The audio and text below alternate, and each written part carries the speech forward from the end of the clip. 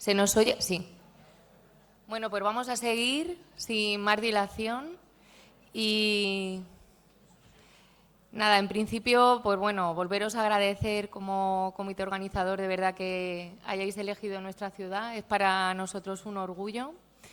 Recordar también que me lo han recordado que todavía se pueden mandar comentarios del CRD, ya sabéis que se están reformulando las preguntas del GAMES para la recogida de datos de endocarditis y que en principio pues, nos van a dejar toda la semana para seguir mandando nuestros comentarios, que seguro que serán de mucha utilidad para todos.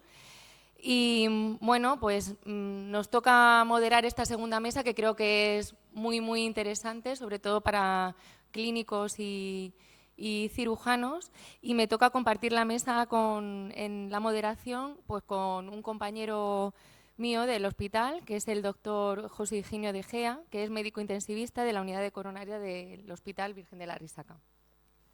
Muchas gracias. Buenos días a todos. De nuevo agradecer que estéis aquí con nosotros y queremos continuar pues, con la siguiente mesa que se llama o titulada El equipo de la endocarditis infecciosa. Todos somos conscientes de la complejidad del abordaje de la endocarditis infecciosa, un diagnóstico difícil, pacientes graves, con muchas comorbilidades y la importancia de un diagnóstico temprano y coordinado. La endocarditis infecciosa es probablemente uno de los mejores ejemplos en que un abordaje multidisciplinar puede suponer una mejora en la evolución del paciente. Por eso el objetivo de esta sesión, que es profundizar en cómo se organizan estos equipos de endocarditis en distintos contextos asistenciales, especialmente en centros sin cirugía cardíaca, y reflexionar sobre el papel del cirujano en la toma de decisiones quirúrgicas y del neurólogo cuando existen complicaciones neurológicas. Para ello vamos a contar con 3 ponentes. En primer lugar, el doctor Oriol Gast, que es del Hospital Universitario Partaulí. En segundo lugar, hablará el doctor José Francisco Gutiérrez Díaz, jefe de servicio de cirugía cardiovascular del Hospital Universitario de Marqués de Valdecilla, en Santander. Y en último lugar, la doctora Laura Albert, es neuróloga responsable de la unidad de ictus de nuestro centro del Hospital Virgen de la Risaca. Y ¿no? Bueno, sí, recordarle a los ponentes de que disponen aproximadamente 15 minutos para sus presentaciones. Les avisaremos cuando estén cerca de cumplir el tiempo. Y a continuación, y una vez finalizadas las 3 presentaciones, pues dispondremos de un periodo de tiempo para cualquier pregunta que surja en la sala y iniciar el debate. Comenzamos con la primera charla, el doctor Oriol Gast, cómo organizar equipos de endocarditis infecciosa en centros sin cirugía cardíaca.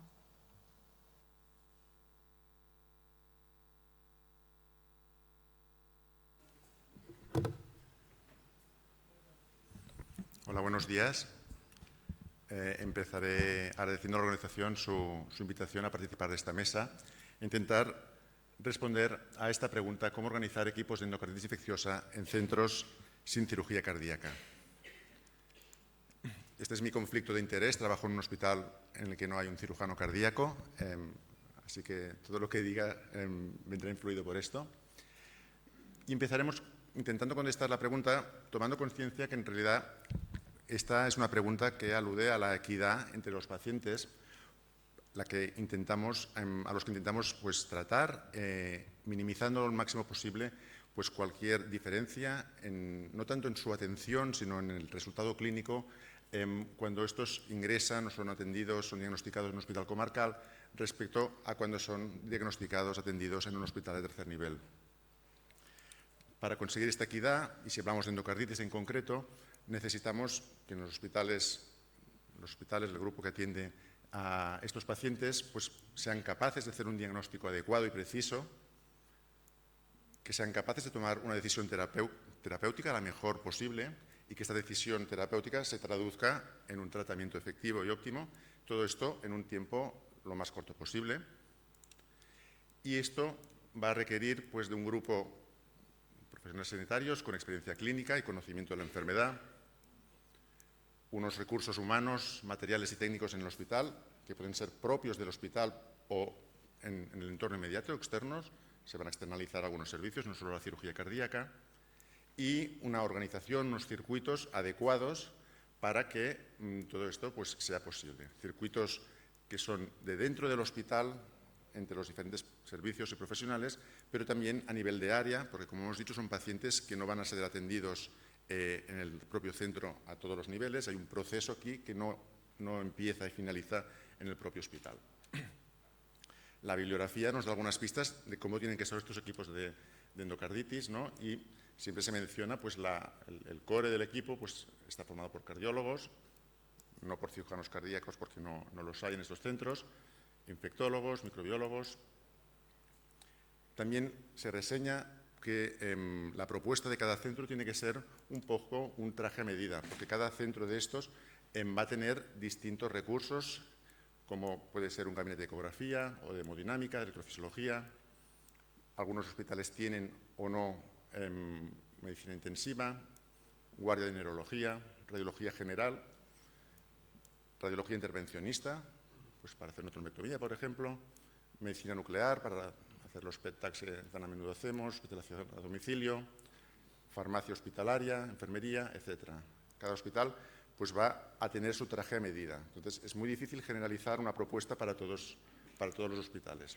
Lo que sí que es generalizable es la necesidad de establecer circuitos de comunicación adecuados entre estos centros y el centro en el que se va a producir la cirugía cardíaca.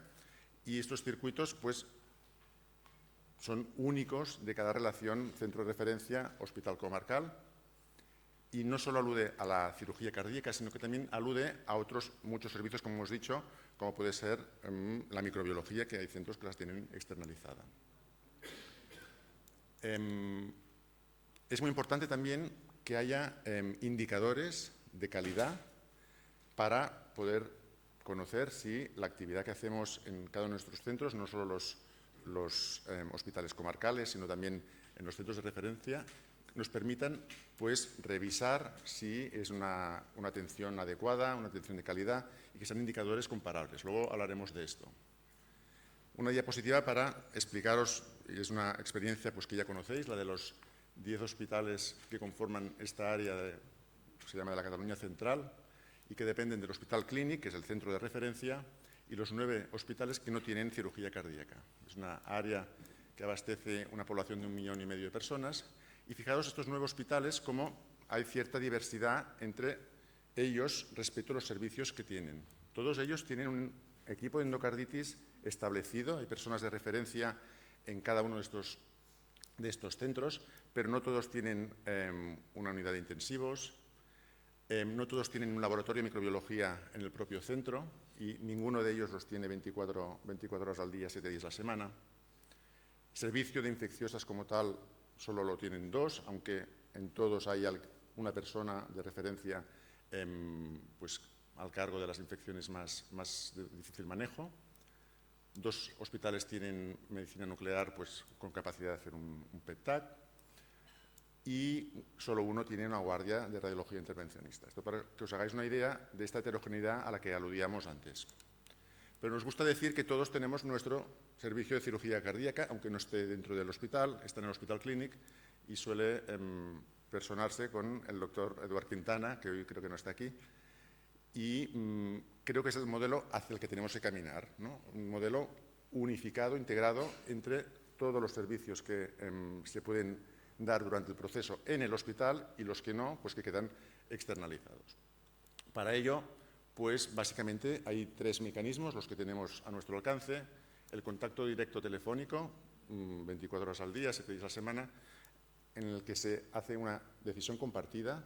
Hay un médico tratante pues que conoce el paciente, conoce la situación y a veces a través del teléfono pues se pierde información. Esto sí que debemos ser conscientes. También hay reuniones telemáticas semanales en las que se discuten los casos activos, los casos abiertos, se hacen propuestas de tratamiento desde el hospital de referencia, donde hay más experiencia, más casos anuales pues, que tratan este tipo de infecciones más complicadas. Y luego hay una jornada anual en la que también hay una sesión de mortalidad y que permite pues, evaluar cómo se han hecho las cosas. Indicadores como tal no tenemos información ¿no? La mitad de los pacientes tienen una cirugía indicada, el 37% van a ser trasladados al centro de referencia y es una cirugía que se va a hacer en el 28% de los casos. Eso, bueno, permite reflexionar sobre si se hace una correcta selección de los pacientes o no. Es un primer paso hacia esta reflexión. Y también sabemos que la cirugía, como sabemos, es un factor de riesgo protector a morir, no el traslado. Y sabemos también que el diagnóstico en un centro comarcal o bien en el centro de referencia no significa un peor pronóstico en ninguno de los dos casos, lo cual nos ayuda a pensar pues que se está estableciendo un circuito bastante óptimo para conseguir esa equidad a la que aludíamos antes.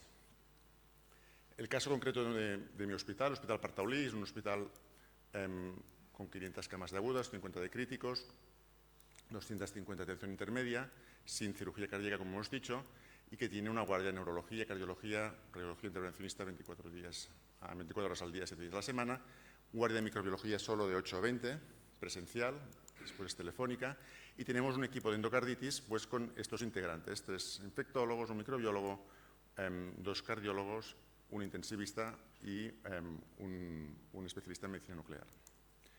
A nivel de organización nos encontramos quincenalmente, también hacemos una sesión a final de año pues, para evaluar todos los casos sospechados y diagnosticados de endocarditis, pero lo que es fundamental es la reunión diaria en microbiología en la que se establece un seguimiento a tiempo real desde el minuto cero de todos los hemocultivos positivos y especialmente los que tienen que ver con una posible sospecha de endocarditis.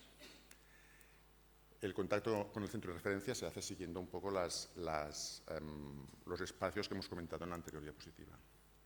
Y vamos a ver, recordaréis, y quiero agradecer a todos los que habéis contestado a la encuesta que os enviamos hace un mes o dos, para intentar también explicar un poco qué es lo que había a nivel de la geografía española.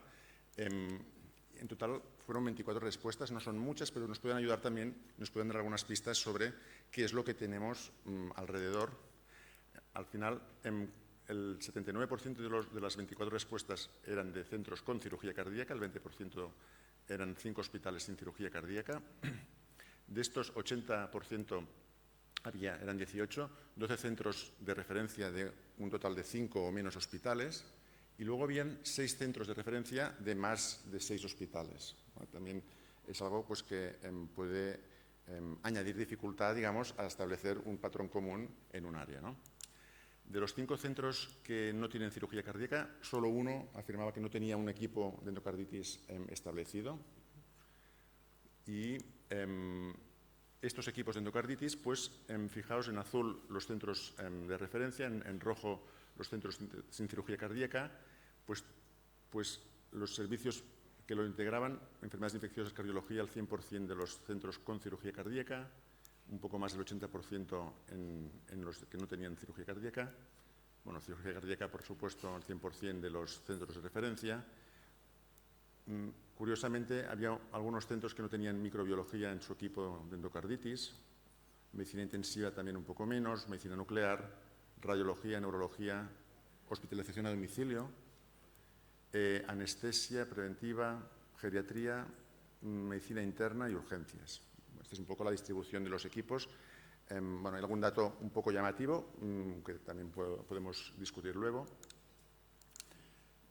Un par de datos más. El contacto con el centro de referencia se hace a demanda del hospital de origen en el 80% de los casos, mediante una reunión semanal en el 40% de los casos de los que contestaron en los centros sin cirugía cardíaca, un poco más del 25% en los centros con cirugía cardíaca, y en una reunión anual de revisión en más o menos un 30% de los centros sin cirugía cardíaca, un poco menos del 20% en los centros con cirugía cardíaca.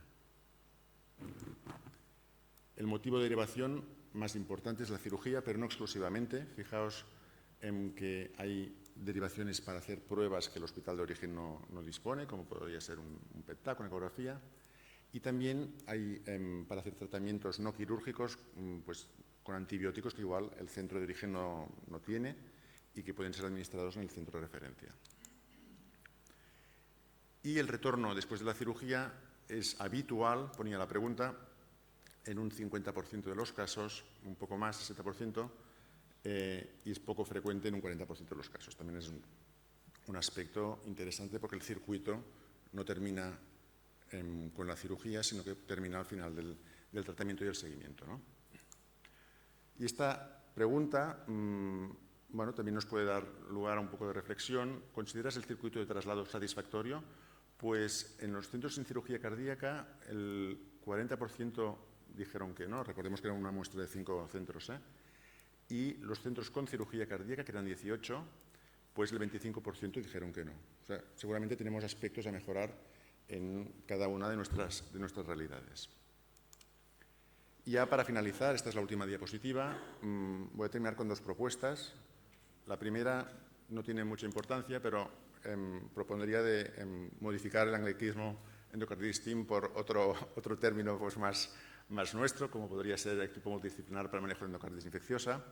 Y la segunda, que sí que me parece que podría tener frutos positivos, es la de establecer algún tipo de acreditación para los distintos centros, no tanto desde una perspectiva normativa, sino desde con un intento pues, de organizar mejor los equipos en cada centro, en cada área, reflexionar sobre qué es lo que nos falta, estandarizar el manejo en los distintos centros, las distintas realidades, y también conseguir el benchmarking o la comparación entre centros, entre áreas o con un propio centro con los datos pues, bueno, a lo largo del tiempo, ¿no? Esta propuesta podría dar frutos interesantes, con indicadores concretos de estructura, como cuántos miembros tiene el equipo, qué miembros son, cuántas reuniones se hacen, si se hacen o no sesiones de mortalidad, formaciones, etcétera. Indicadores de resultado, como los resultados clínicos, quirúrgicos, el total de cirugías respecto a las indicaciones. Se tendría que reflexionar sobre cuáles son los indicadores más adecuados, o de proceso, tiempo hasta la ecografía, tiempo hasta el traslado, tiempo hasta el tratamiento de elección, etcétera. Y esto era un poco la propuesta con la que quería concluir mi presentación. Muchas gracias a todos y luego comentamos lo que queráis. Gracias.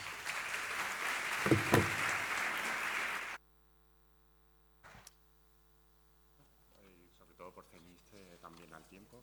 Continuamos ahora con la ponencia del doctor Francisco Gutiérrez Díaz sobre el papel del cirujano cardiovascular. Buenos días. Como siempre, un placer estar de nuevo aquí, un año más. Vamos a hablar del papel del cirujano en los equipos de endocarditis infecciosa, del manejo de la endocarditis infecciosa.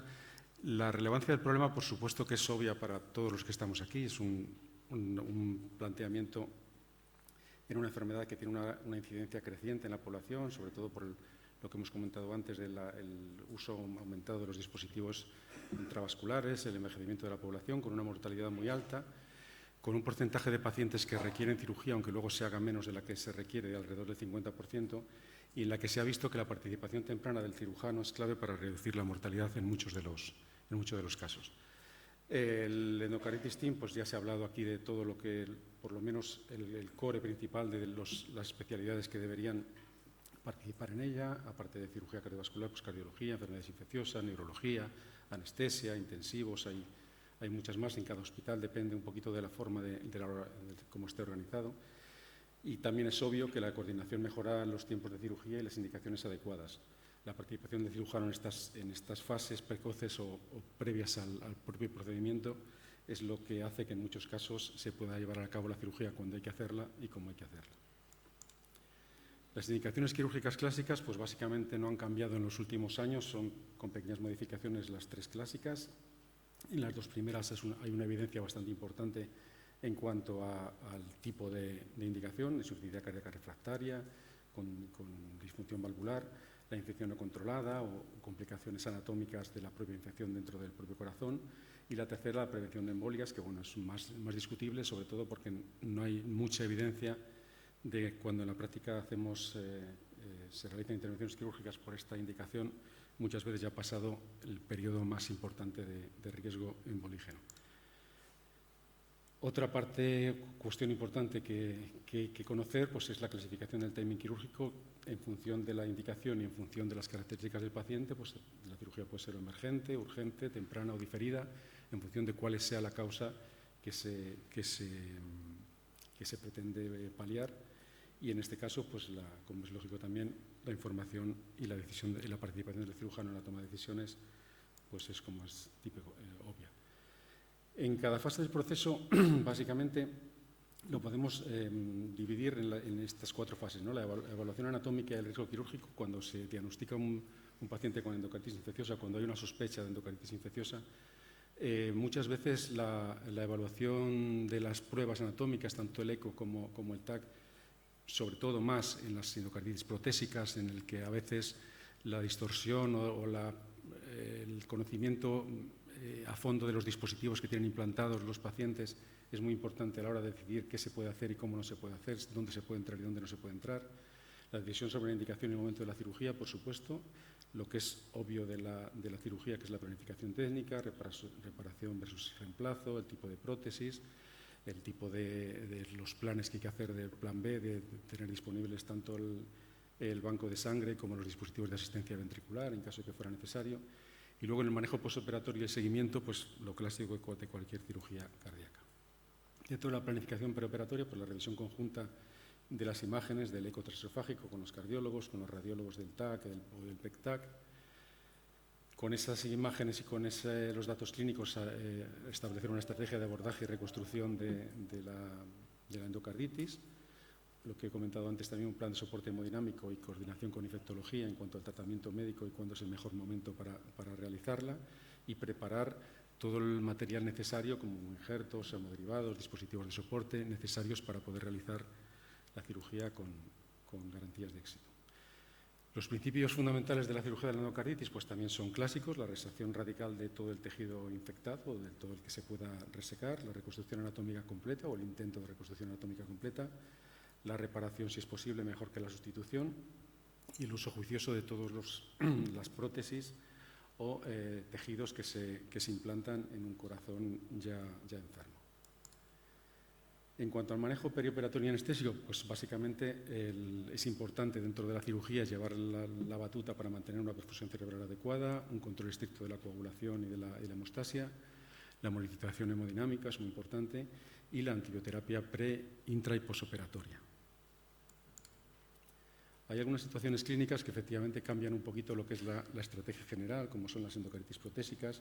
Es una cirugía compleja que muchas veces el propio diagnóstico ya es importante o difícil, o la participación del cirujano puede ser más importante. Diferenciar un absceso, sobre todo en endocarditis protésicas precoces, diferenciar un absceso de lo que es un tejido inflamado posoperatorio normal, a veces no es tan sencillo. Cuando hay un evento neurológico, el decidir cuándo se opera el paciente, hasta cuándo se retrasa la cirugía. La tendencia, luego nos comentarán más tarde sobre los eventos neurológicos, es a hacer la cirugía lo antes posible. La infección por hongos o por microorganismos más agresivos.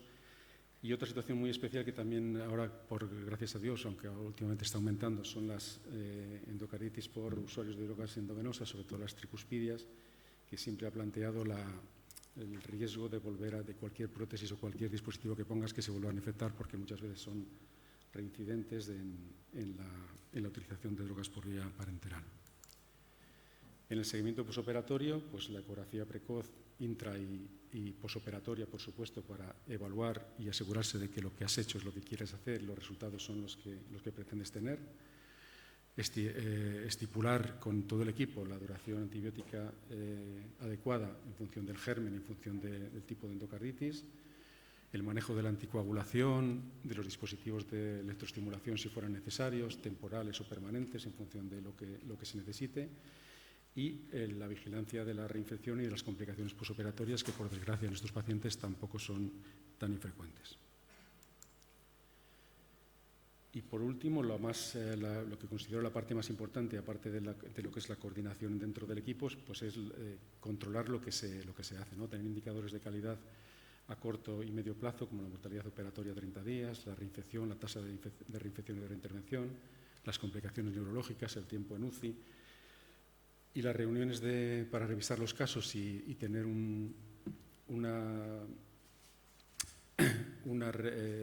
claramente saber lo que estás haciendo y lo que está pasando, los resultados, que aprender de ellos es algo muy importante en cualquier equipo de endocarditis y para el cirujano pues nos es mucho más importante. En cuanto a la protocolización del rol quirúrgico, por resumirlo todo, pues el cirujano no deja de ser en los equipos que está presente cuando la indicación es quirúrgica un colíder del equipo del endocarditis team. Hay que tener protocolos locales que se adapten a cada hospital de respuesta urgente. Nosotros planteábamos la posibilidad de tener un checklist quirúrgico específico, nosotros tenemos general, pero para la endocarditis hay que tener controladas y aseguradas antes de empezar el acto quirúrgico tanto la estrategia como algunos soportes que es importante tenerlos chequeados antes de empezar y tener un registro para el análisis de los resultados. El algoritmo de decisión pues también es obvio. El diagnóstico, una vez que se confirma el diagnóstico y se evalúa por el equipo de endocarditis, lo que hay que hacer primero es definir el cuándo si tiene indicación y valorar por el cirujano tanto el riesgo quirúrgico como la facilidad técnica, o sea, las posibilidades de hacerlo o no hacerlo, que es lo que hace muchas veces que pacientes con indicación quirúrgica al final no terminen operándose, y el cuándo hacerlo. Esas son las tres fases. La planificación y ejecución quirúrgica, pues como es obvio, es el rol principal del cirujano, y el seguimiento posoperatorio, pues también debemos de jugar, o creo que debemos de jugar también una parte importante. Como conclusiones, el cirujano cardiovascular debe participar desde el diagnóstico. La decisión y el timing quirúrgico son determinantes pronósticos, eso es muy importante. La coordinación multidisciplinar salva vidas y es necesario protocolizar la actuación y auditar los resultados. Y muchas gracias. Este no es mi equipo, pero se parece, ¿no?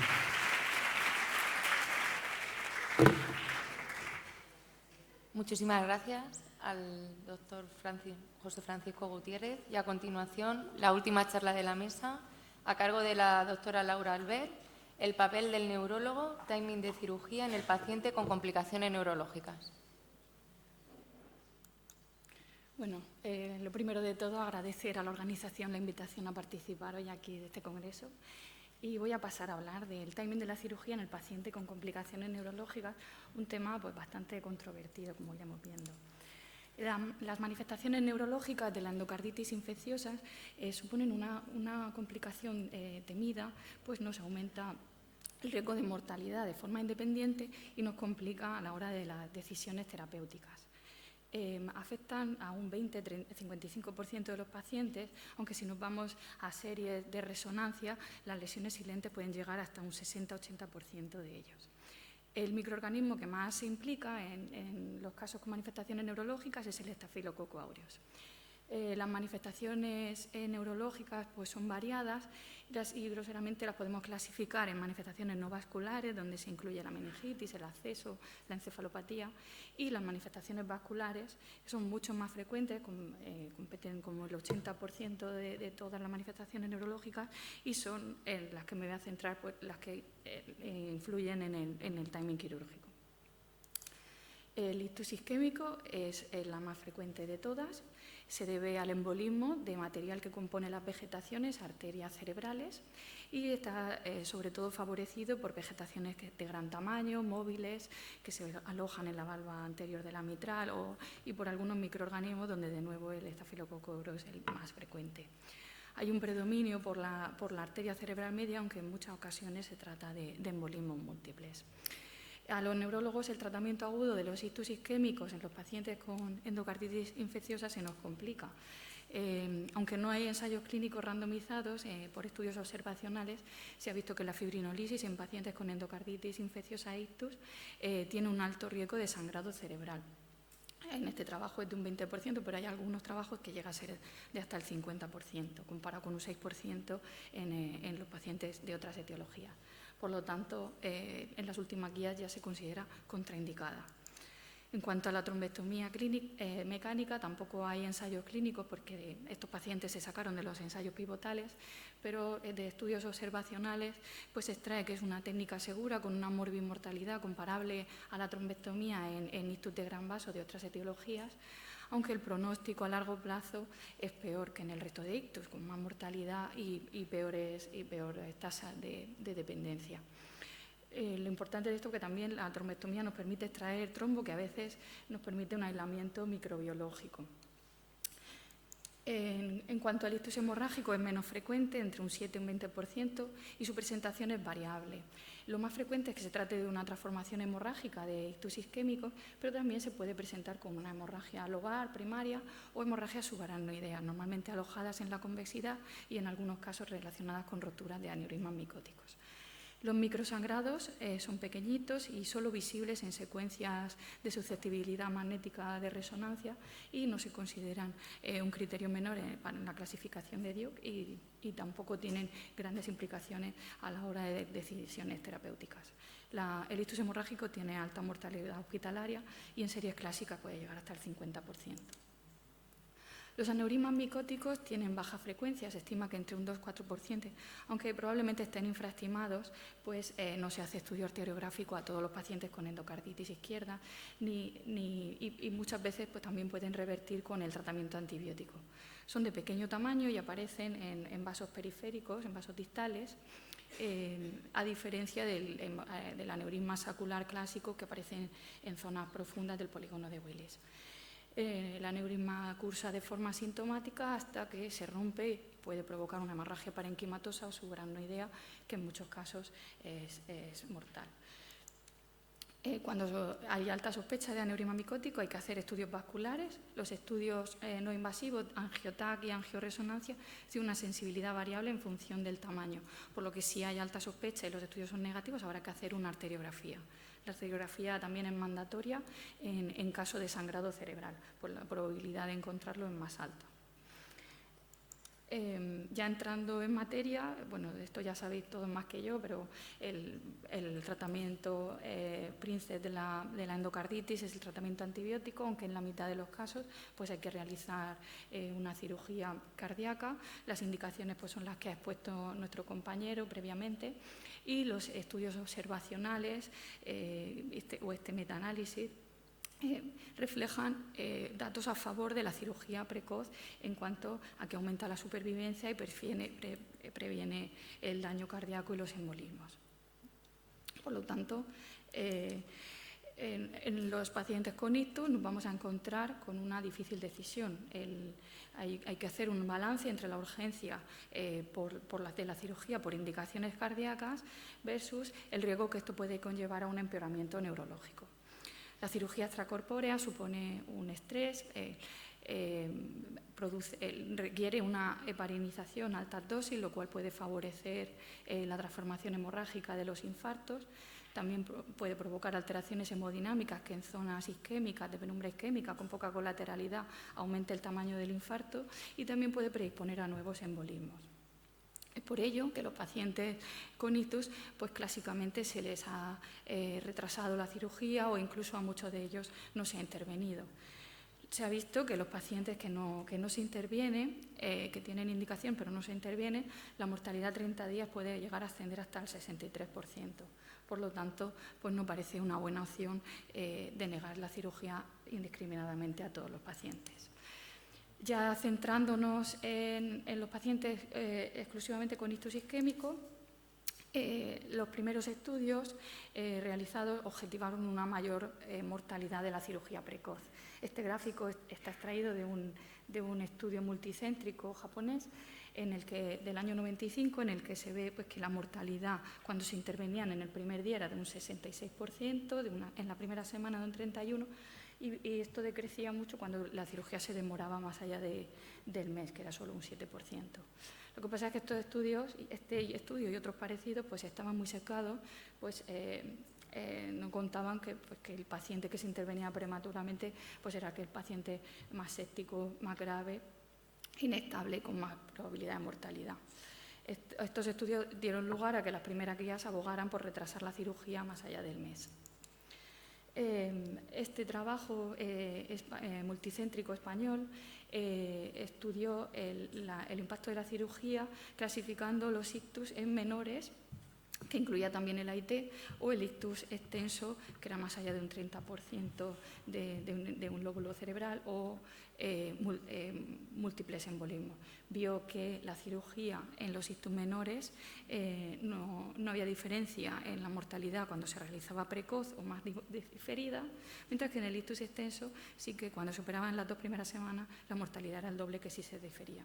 De aquí la conclusión es que quizá a los ictus menores se pueda operar de forma segura en las primeras semanas. Este trabajo multicéntrico internacional ya compara los pacientes con ictus isquémicos intervenidos en los primeros 7 días con los que se operan más allá. Después de realizar ajustes por variables de riesgo de los pacientes, ve que no hay un aumento ni en la mortalidad hospitalaria, ni tampoco hubo diferencia en el seguimiento a largo plazo, al año. Por lo tanto, luego aparecieron también hay otros estudios más recientes. Estos estudios han intentado disminuir el sesgo de selección realizando ajustes estadísticos con propensity matching, y han visto que la cirugía precoz frente a la tardía no aumenta el riesgo de complicaciones periquirúrgicas ni tampoco de mortalidad intrahospital. De hecho, algunos son favorables, incluso como el de Murray, a una cirugía en mortalidad. Se mueren menos los que se operan precozmente más que los que se difieren. De ahí pues que las guías americanas que ya han quedado obsoletas y las nuevas guías europeas pues nos hablan de que en el AIT la cirugía es indicada que se haga lo más precoz posible y después del ictus isquémico, en caso de que haya una indicación de cirugía urgente por fallo cardíaco, infección descontrolada o riesgo de embolismo, también que no se demore. En cuanto a la cirugía vascular en los pacientes con endocarditis y hemorragia cerebral, la decisión es más controvertida. Este gráfico está extraído del trabajo multicéntrico español que hemos comentado previamente. En él se ve que tanto la mortalidad quirúrgica como el sangrado cerebral aumentan mucho cuando se operan en las primeras semanas y va disminuyendo cuando se va retrasando. Esto puede dar lugar o trabajos similares a que a los pacientes con ictus hemorrágicos se difiera la cirugía más allá del mes, en la indicación establecida. Pero ¿qué pasa? Que, como hemos comentado anteriormente, privar a un paciente de una cirugía que tiene indicada, pues también hay que asumir que tiene un alto riesgo. Este gráfico representa las curvas de Kaplan-Meier de supervivencia de distintos estudios observacionales que compara en los pacientes que se intervienen versus los que no se interviene. Se toma una actitud conservadora. Se ve que a 30 días los pacientes que no se intervienen tienen una mortalidad mucho más alta que los que se intervienen. Por lo tanto, pues no operar también hace que estos pacientes asuman un alto riesgo. Este trabajo francés analiza esto en 60 pacientes con hemorragia intracraneal que tienen indicación quirúrgica y compara aquellos que se operan frente a los que no se operan, viendo que hay un exceso de riesgo en aquellos en los que no se operan. Y ve que en los que se intervienen antes del mes, con una media de 20 días, no hay importante deterioro neurológico. Este estudio, pues al ser observacional, pues también puede tener sesgos. Y que haya pacientes que se hayan dejado en el grupo conservador por hematomas grandes con mal pronóstico.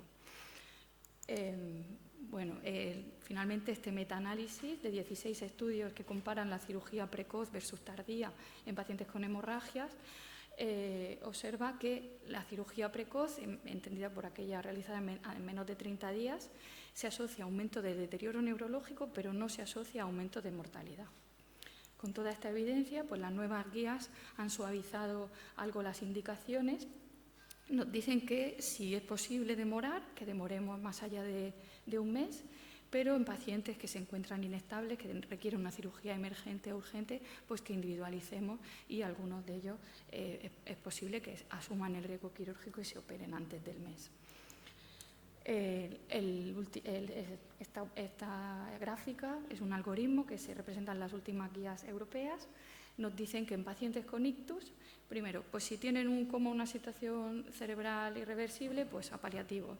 Si la situación neurológica tiene un pronóstico aceptable, pues ya valoramos. Si el paciente está en shock cardiogénico, cirugía emergente, ya sea un ictus isquémico o hemorrágico. Por otro lado, si las indicaciones por fallo cardíaco, riesgo de embolismo o infección descontrolada, ya individualizaríamos según el tipo de ictus. En el ictus isquémico, adelante, con cirugía urgente. En el ictus hemorrágico, pues ya la decisión es más controvertida y hay que sopesar mucho el riesgo quirúrgico, intentar demorar los que se pueden, pero si no se puede demorar, pues se asume en algunos casos que tengan hallazgos favorables, como un volumen de menos de 30 mililitros y un déficit neurológico medido con la escala NIH de menos de 12 puntos. Finalmente, brevemente hablar de los aneurismas micóticos. La evidencia también es limitada, series de casos y estudios retrospectivos. En general, el tratamiento antibiótico de entrada consigue disminuir el tamaño o revertir algunos aneurismas de pequeño tamaño, pero en muchos casos pues, se requiere un abordaje endovascular o quirúrgico. Siempre en casos de aneurismas rotos requiere un tratamiento urgente y luego de forma electiva en aquellos que no han respondido al tratamiento antibiótico o que son muy grandes de entrada. En cuanto al timing tampoco está claro, pero tiene lógica pues, hacerlo antes de la cirugía. En este trabajo, que es un metaanálisis, se ve que un 85% de los casos se intervienen antes de la intervención cardíaca. Y la técnica pues tampoco está establecida. Parece que en los últimos años hay un sorpaso del tratamiento endovascular sobre la cirugía, sobre la neurocirugía, en parte porque la neurocirugía requiere una craneotomía y hace que la cirugía se deba diferir 2 semanas, mientras que el tratamiento endovascular, tanto por coiling como por oclusión de la arteria madre del aneurisma, pues permite realizar la cirugía cardíaca incluso en el mismo día. Destacar pues, la importancia de los equipos de ictus, de los equipos de endocarditis, perdón, que hay que individualizar. Las guías están muy bien, pero sirven para guiar. Luego pues hay que discutir cada caso de forma multidisciplinar y aquí pues los neurólogos, neurocirujanos y neuroradiólogos pues podemos aportar nuestro grano de arena. Como conclusión final, decir que las complicaciones neurológicas en los pacientes con endocarditis son la manifestación extracardíaca más dramática, que aumentan la morbimortalidad, nos complican el manejo clínico y la decisión del momento quirúrgico, y que en el ictus isquémico no hay que demorar una cirugía que tiene indicación urgente, mientras que en el hemorrágico pues ya deberemos individualizar según la indicación quirúrgica y las características de la hemorragia. Y ante todo, pues decidir por el comité. Bueno, muchas gracias.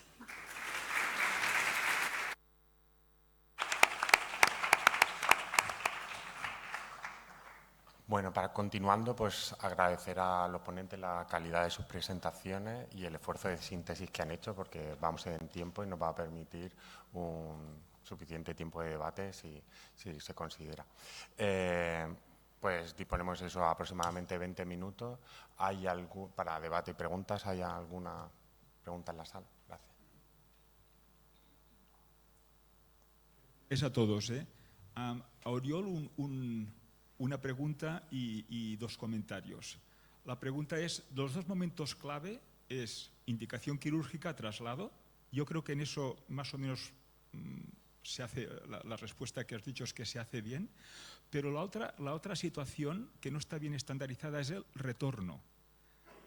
Paciente que se ha operado, que está bien, ¿cuándo puede volver a su centro de origen? Que eso pues, reduce la presión asistencial en el centro de cirugía cardíaca y mejora la calidad de vida del paciente y de la familia porque está en el lugar que está residiendo, ¿no? Si podías hacer algún comentario al respecto. Y los 2 comentarios son: buen intento el de cambiar el nombre, pero personalmente a mí no me gusta. Endocarditis Team es mucho más fácil.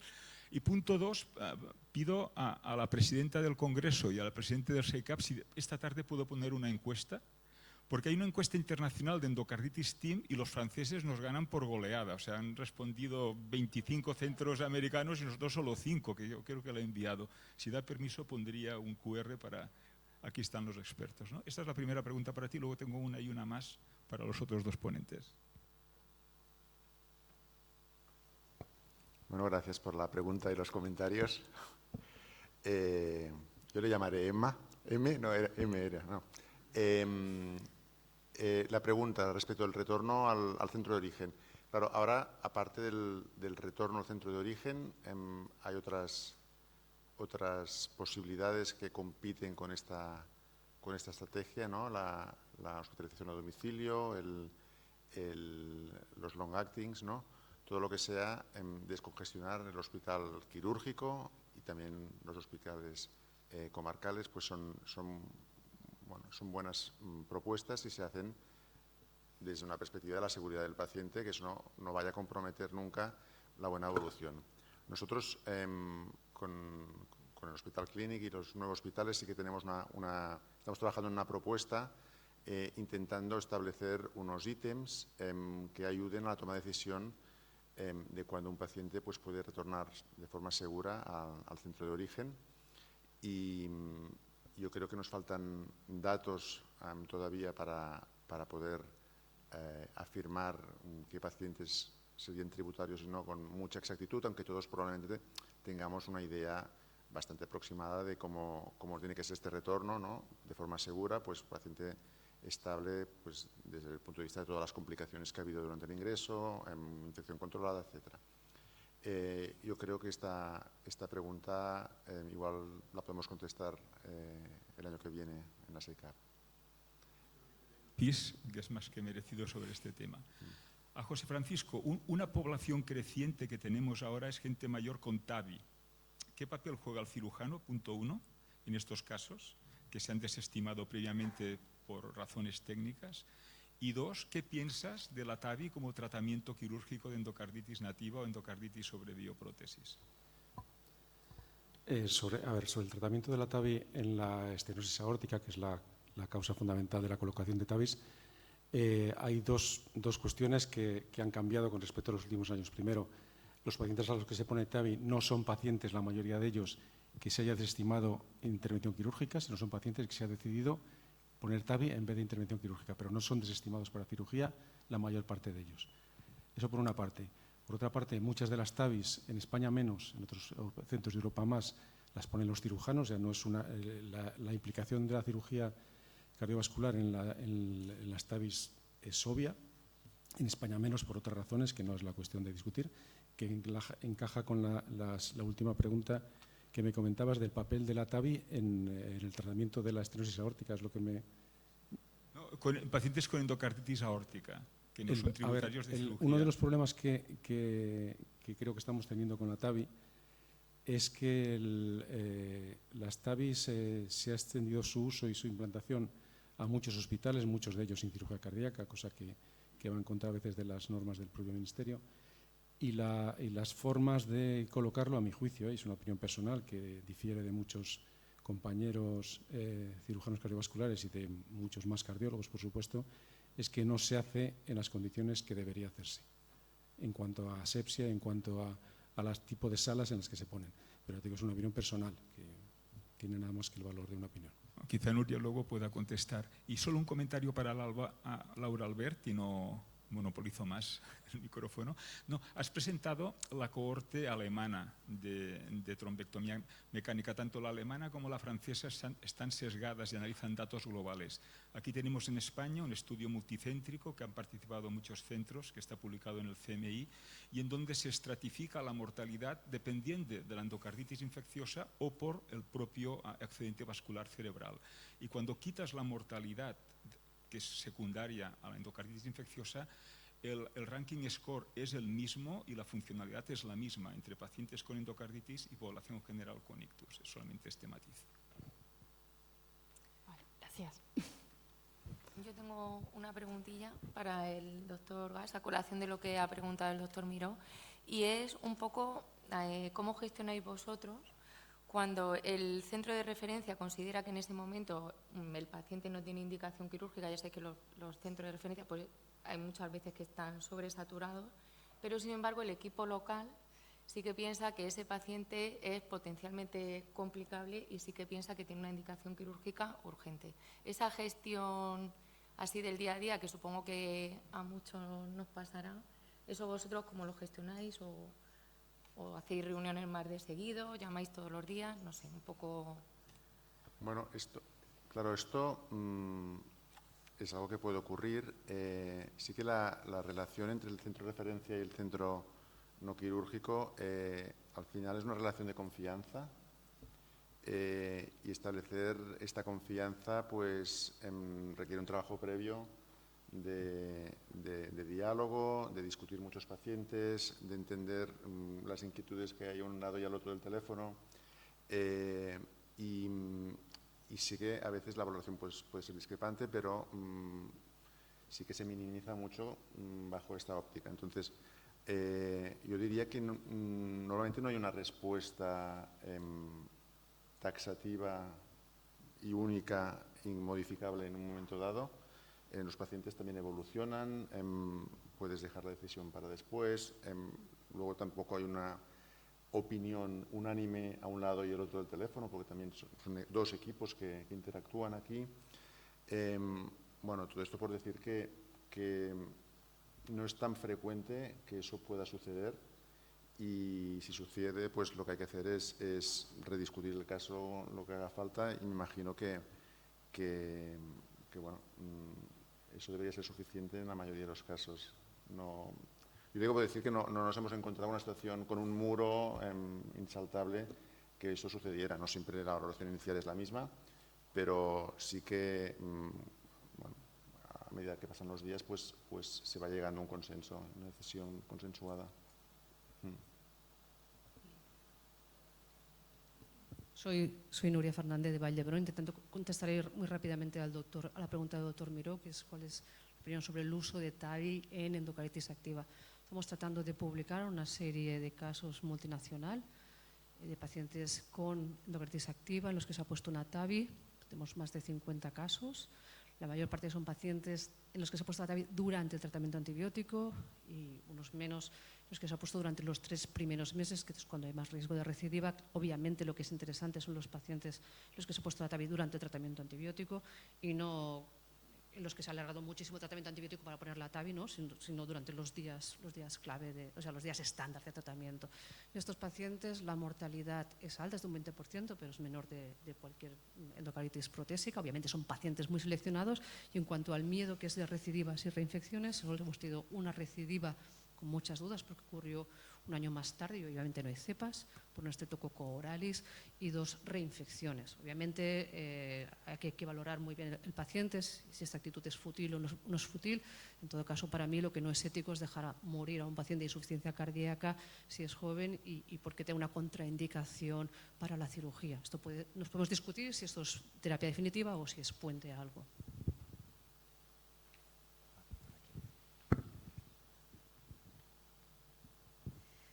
Oriol, a mí tampoco me gusta lo de y tenemos el grupo de apoyo al manejo de la endocarditis, GAME, o grupo de apoyo multidisciplinar a la endocarditis, pero vamos, cada uno que lo llame como quiera. Pero yo sobre todo quería preguntar a José Francisco y a nuestra neuróloga, que bueno, me han encantado vuestras charlas, por el orden de las cirugías, ¿no? Tú has dicho la experiencia de cuando tienes un aneurisma micótico, pues en ocasiones si puedes hacer un arreglo percutáneo, hacerlo antes y eso está claro, pero cuando alguien tiene indicación de cirugía cardíaca porque está fatal de la endocarditis, ¿no? Y lo aceptan los cirujanos, que nos acaba de pasar, pero además tiene o un cáncer de colon diagnosticado y además tiene absceso epidural o en nuestro caso además tiene abscesos en los glúteos. Pero es que necesita la cirugía cardíaca. Siempre nos estamos angustiados. ¿Qué hacer antes? ¿Vosotros qué hacéis? O si tiene necesidad de cirugía cardíaca, eso es lo primero y luego ya se verá. ¿Qué experiencia tenéis? Yo primero, bueno, básicamente depende de la indicación. O sea, todas las indicaciones quirúrgicas de endocarditis por insuficiencia cardíaca o por un defecto anatómico importante que tiene una mortalidad muy alta y además que tienes, digamos, pocos días para poder arreglarlo, porque si se te pasa el tiempo, tenga un cáncer de colon, tenga una espondilodistitis, tenga lo que tenga, que requiere otro tipo de tratamiento, que por supuesto es mejor, si sobre todo si tienes que poner material protésico, mejor que quitar el foco antes de poner material protésico, pero ante la duda siempre primero salvar la vida del paciente y luego hacer el resto de las cosas en el tiempo que sea preciso. Sí, yo pienso igual. Al final la indicación cardíaca es la que dicta la urgencia. Un fracaso cardíaco grave, pues hay que meterse como sea. Y en la cirugía urgente, pues el corazón dicta y luego ya pues el cerebro va modulando. O si es esperable, si el corazón espera, pues se espera. Si no, pues habrá que arriesgarse. Lo único, las experiencias que hemos tenido, porque esto es fácil decirlo así cuando es claro, pero hay un territorio de grises bastante amplio en cuando la indicación es emergente o urgente y cuando se podría esperar a ver si el tratamiento, el foco séptico primario se puede controlar. Eso en la práctica diaria todos yo creo que hemos tenido casos en los que no es tan sencillo verlo cuál y tal. La experiencia personal es que en estos casos casi siempre que hemos esperado a intentar controlar, teniendo dudas sobre ello, intentar controlar el foco primario, hemos llegado muchas veces tarde a la cirugía. Eso a nivel personal, pero no sé si otros equipos lo comparten. Por eso, habitualmente, cuando hay dudas, en cambio, que luego se sobreinfecte en una prótesis porque la has operado con tal, es más raro. Yo no recuerdo así casos importantes. Bueno, otra pregunta y un comentario. El comentario es que esta sesión es clave. Una de las cosas más importantes en esta enfermedad es cuando se operan, es decir, el elegir bien el hospital sin cirugía cardíaca en el momento en que consulta. Nosotros con mucha frecuencia, pues cuando se consulta, pues a lo mejor el enfermo ya está muy evolucionado. En otros casos ha habido ya una negativa por otro equipo quirúrgico y consultan como última opción. Y realmente yo creo que aquí tenemos muchísimo trabajo. Veo que alrededor del clinic lo tenéis bastante bien organizado. En Madrid tenemos, no sé si por suerte por desgracia, muchísimos servicios de cirugía cardíaca y a lo mejor no existe esa estructura así, digamos, jerárquica. Y simplemente poner el acento que el momento en el que se consulta desde el hospital sin cirugía es clave, por esto que muchos enfermos, cuando ya se comentan, están ya muy evolucionados y en el tratamiento antibiótico que siempre coincidimos, ¿no?, entre el hospital sin cirugía y con cirugía, y en el criterio de cirugía pues hay más diferencia. Y la pregunta que quería hacer es si el porcentaje de protésicas, la etiología y el tipo de paciente se parece en gran medida en las endocarditis diagnosticadas en el hospital con cirugía respecto a las diagnosticadas en centros sin cirugía. Es para mí la pregunta, entiendo. Bueno, sí. Tenemos analizada la cohorte de los 9 hospitales sin cirugía, por un lado, y por otro lado, en las protésicas, aquí sí que podemos comparar las diagnosticadas en hospital quirúrgico y no quirúrgico. Entonces, lo que hemos visto es que sí que hay algunas diferencias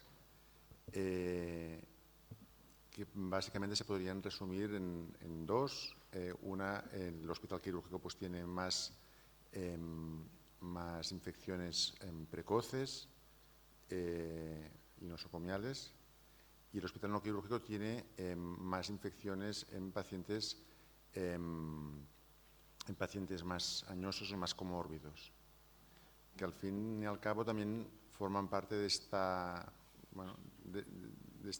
este global de grises, ¿no?, que muchas veces pues, puede ser difícil tomar una decisión terapéutica a ciertas edades o con ciertas comorbilidades, y ahí es donde a veces pues, puede ser difícil pues, tomar la mejor decisión. Básicamente estas son las dos diferencias que hemos encontrado en cuanto al tipo de pacientes diagnosticados en protésicas. Sí, perdón. Sí, muy rápido. Yo creo que hay dos cosas. Una, las propuestas de Oriol Gas, parece que era la segunda sobre el EMO, como se llame. Yo creo que eso sí que vale la pena que quizá la sociedad lo desarrolle en el futuro, que haya un documento de consenso que nazca desde dentro de la sociedad para poder ser exportable a todas las regiones de España, porque la experiencia del G10 de Cataluña, yo creo que eso está consolidado y tiene muy buenos resultados, como vosotros sabéis mejor que yo. Entonces yo creo que valía la pena que esa propuesta se elevara dentro de la sociedad y que se transforme en su momento en un documento global para toda la sociedad. Que probablemente, si me preguntan a mí, yo me quedaría con lo de los grupos, porque entre otras cosas ya hace más de 20 años que se utiliza lo de GAMES y que es un poco la madre de esta sociedad, con lo cual personalmente estaría más en una terminología más la que utilizamos aquí. O sea, yo creo que eso vale la pena que lo tengan en cuenta. Y luego lo otro, lo de la hemorragia intracraneal, yo creo que sigue siendo un problema muy grave, porque cuando uno da la vuelta a toda la literatura, que parcialmente la ha presentado la doctora Albert, incluso en grupos como pasó en Osaka hace 10 años, el grupo de Okita, que utilizaban agentes procoagulantes como el mesilato de Namafostat, al final del camino el tiempo de espera en todas las series es aproximadamente de 25 días, que son 4 semanas, y las guías en clase 2A, B, pues en realidad era mínimo de un mes. Entonces la diferencia entre 25 días y un mes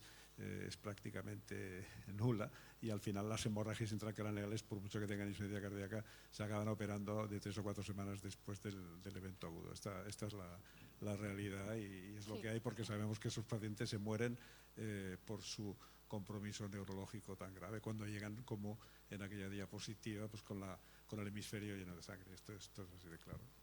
Gracias.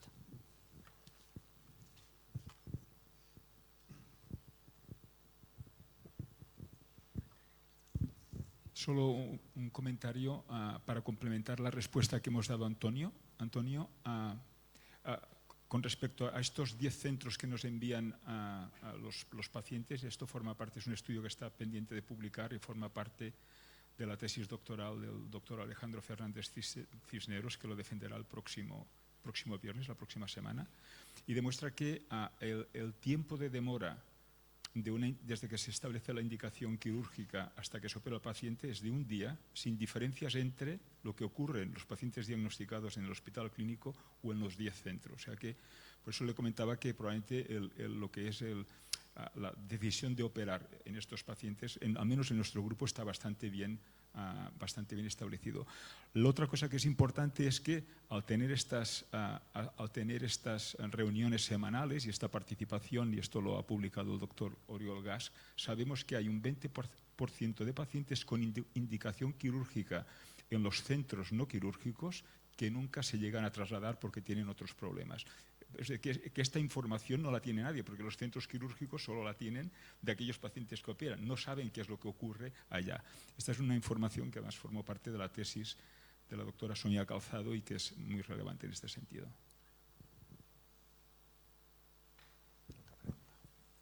Sí, yo os quería preguntar, estamos hablando generalmente se habla del traslado del paciente al centro de referencia para intervenirse quirúrgicamente de la lesión valvular, y mi pregunta es, ¿qué os parece, sobre todo a Oriol y a Laura, respecto a la indicación de traslado de pacientes que tienen vegetaciones muy grandes, que por otro lado en ese momento no tienen otra indicación quirúrgica, si deben trasladarse a centros de referencia con unidad de ductus o trombectomía, o esos pacientes deben de esperar en su hospital de origen cuando no existe la opción de trombectomía en su centro por si hubiera complicación? Es una pregunta difícil, no sé qué decirte.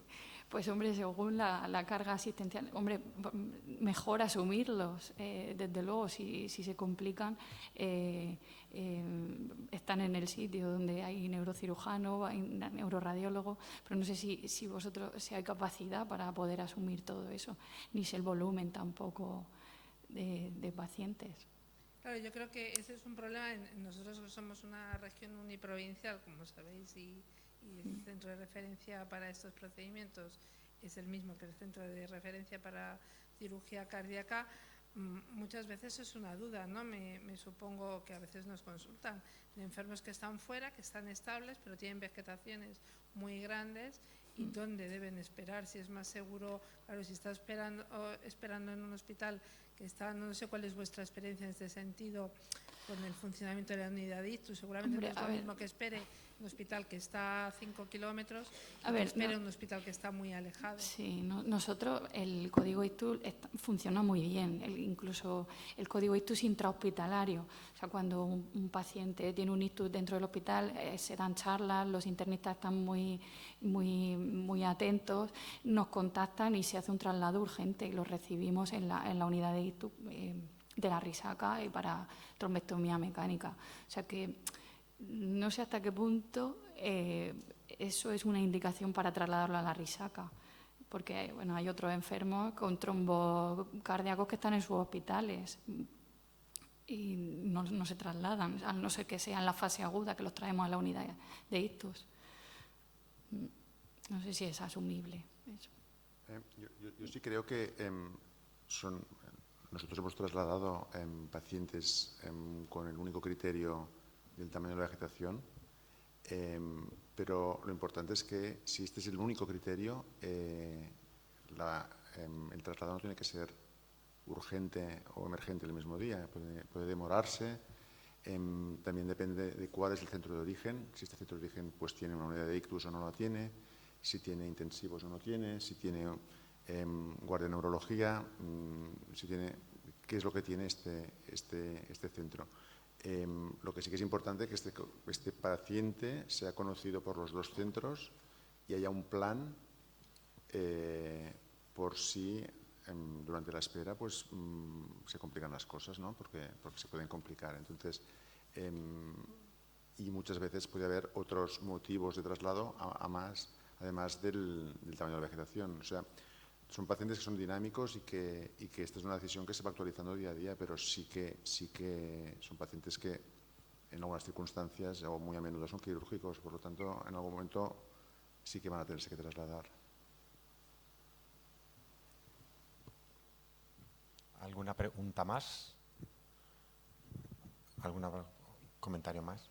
Bueno, pues si no hay ningún comentario más, damos por cerrada esta segunda mesa dedicada al equipo de endocardititis infecciosa. Agradecer de nuevo a los ponentes sus excelentes presentaciones y a todos por vuestra atención. Gracias.